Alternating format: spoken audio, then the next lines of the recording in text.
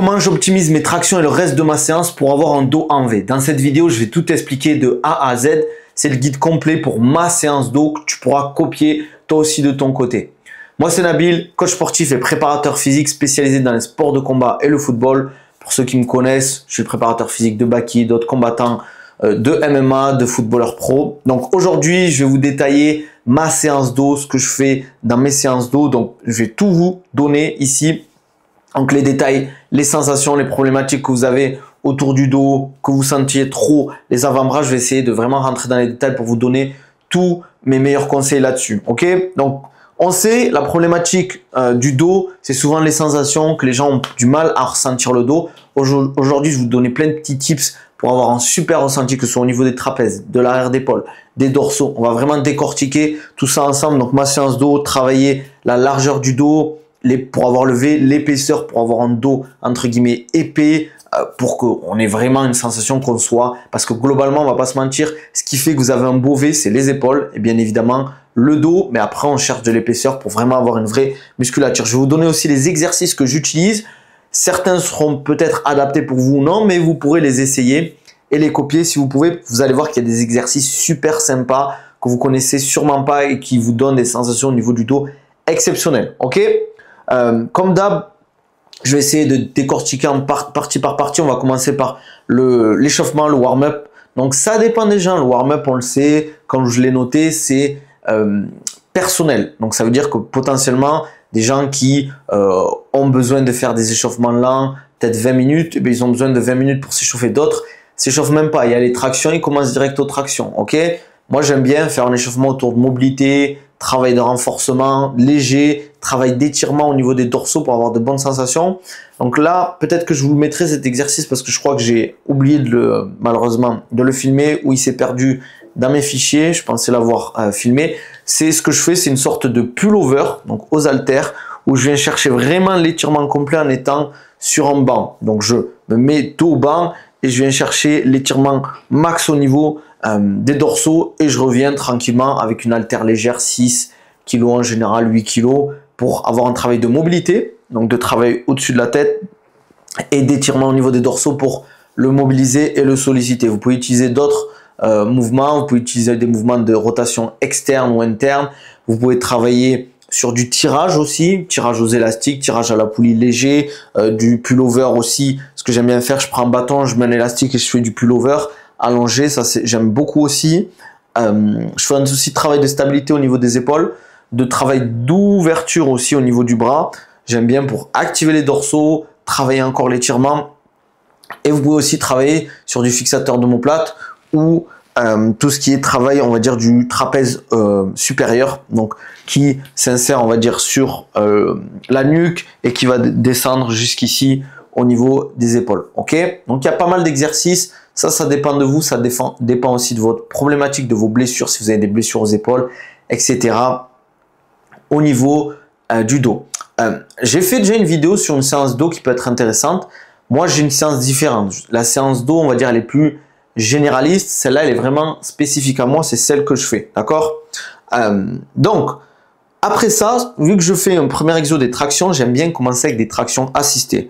Pourquoi je fais ça? Eh bien, je vais vous expliquer de suite. En fait, quand on fait des tractions, pour l'hypertrophie, moi, ce que j'aime bien faire, c'est avoir un gros tempo sur la phase excentrique quand vous allez descendre et me laisser suspendre 1 à 2 secondes quand je suis en bas pour vraiment étirer les dorsaux, ouvrir au maximum pour avoir les dorsaux vraiment étirés, donc pouvoir les solliciter. Donc.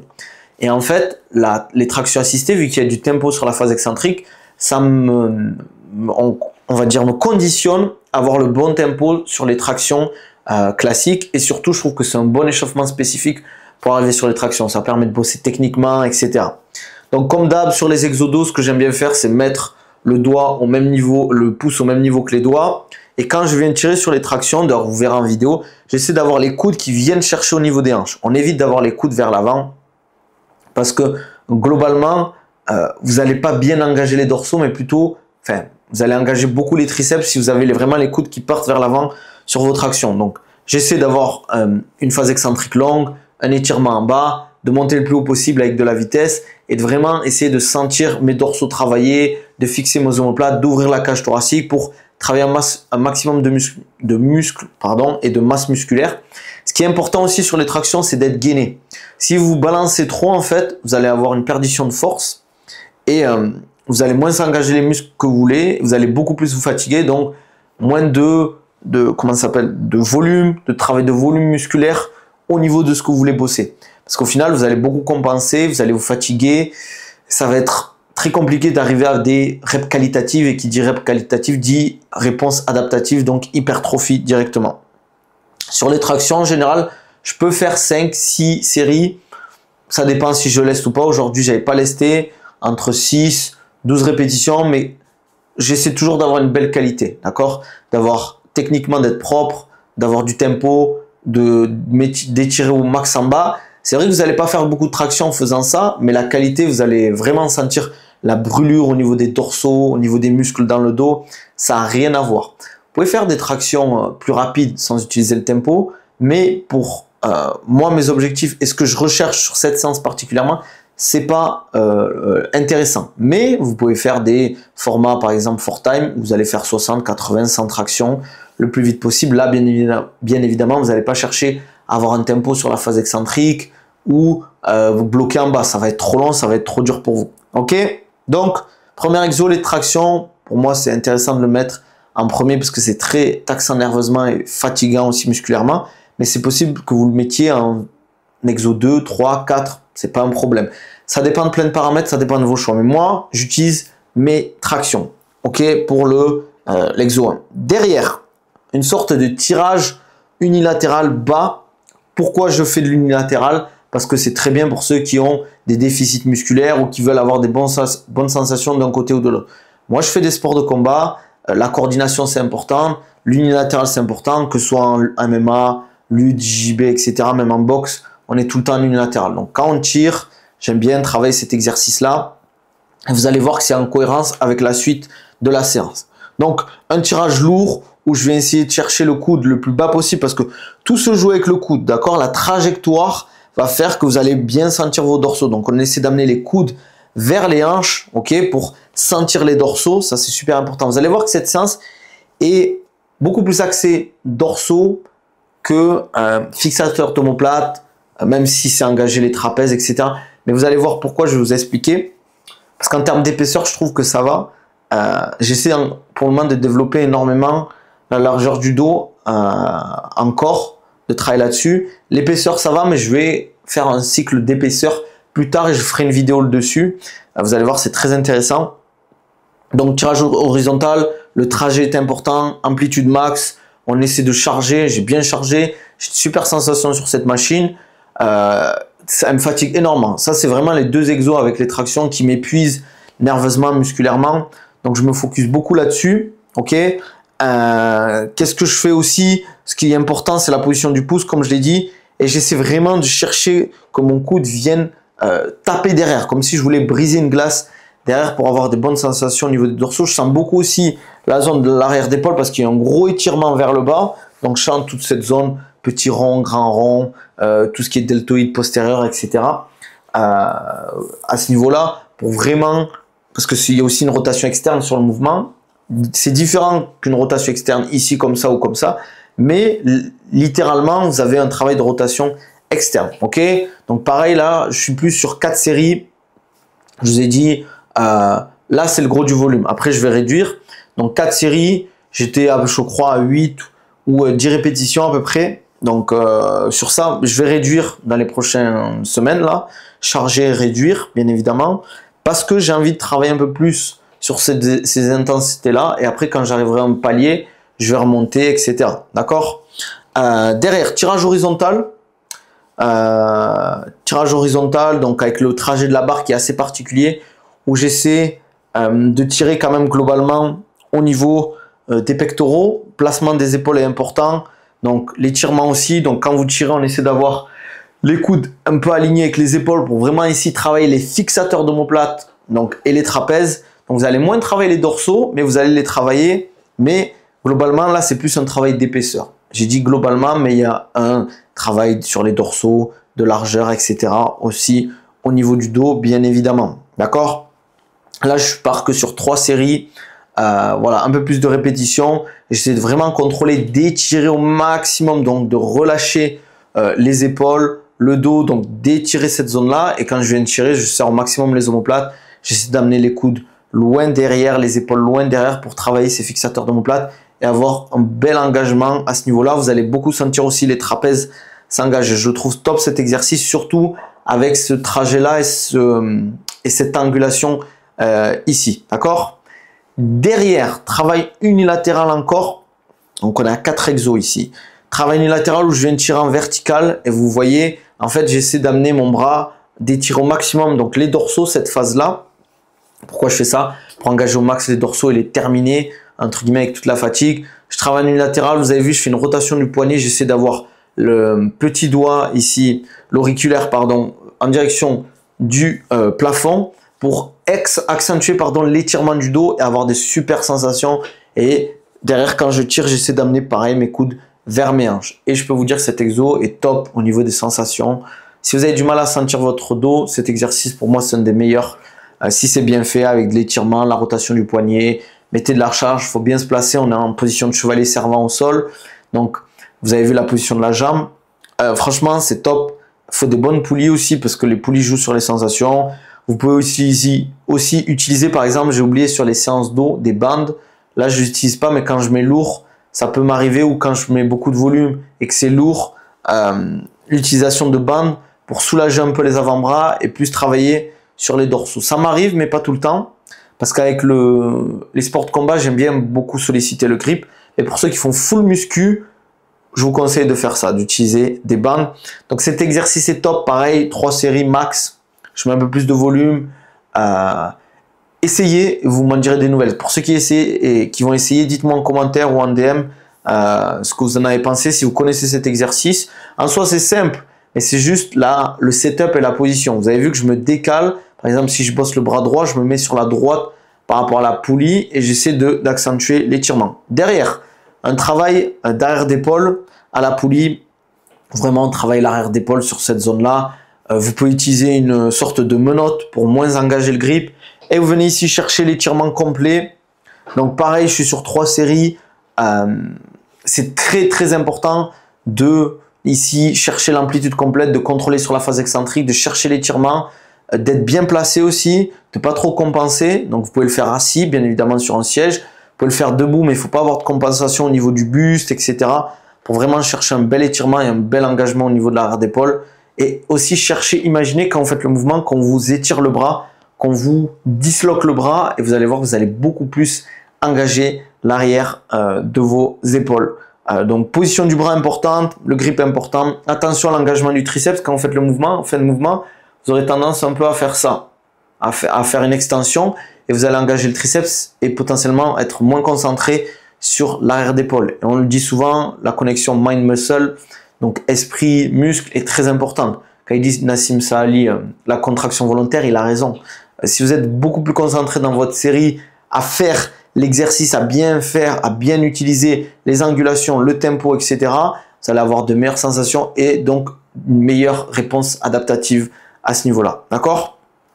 Ça, c'était mon dernier exo, on va dire dos, chaîne postérieure, même si les triceps, on peut dire c'est la chaîne postérieure. Derrière, j'enchaîne avec les triceps. Moi, vous avez vu que je fais pec biceps, dos, triceps en général quand je fais de l'hypertrophie. Donc là, je fais 2 exos triceps simples. Pour l'exo précédent, j'ai dit 3 séries, un peu plus de volume. Je suis entre 10 et 12. Et là, je fais du triceps, donc à la corde, poulie bien évidemment. Ça m'arrive des fois d'utiliser des machines ou des haltères. Je dis pas qu'il faut pas les utiliser, mais là, en ce moment, je suis sur un cycle et je le respecte, sur charge progressive.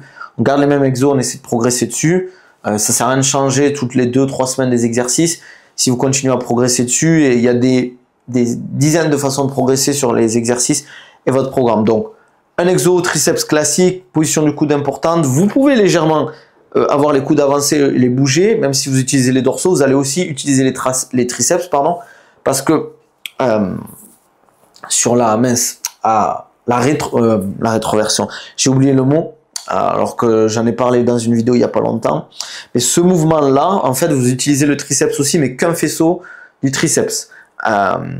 Donc, quand vous faites ce mouvement de triceps, si vous bougez légèrement les coudes, c'est pas grave, il ne faut pas qu'il y ait trop de compensation non plus. Bien évidemment, plus vous avez les coudes fixes proches du corps, plus vous allez engager les triceps. Cherchez l'étirement complet.